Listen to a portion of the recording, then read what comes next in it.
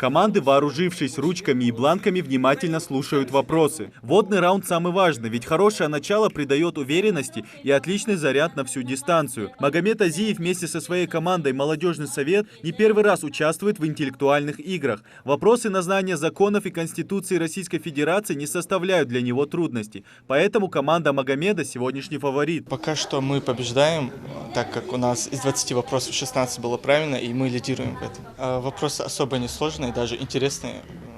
Нового такого нет ничего. Ну, в целом нормально.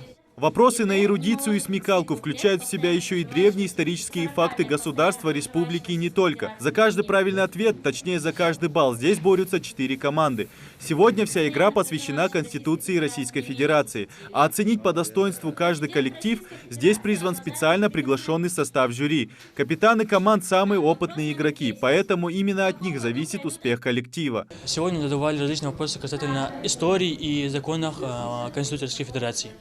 Я, как молодой гвардеец со своей командой, решил принять участие.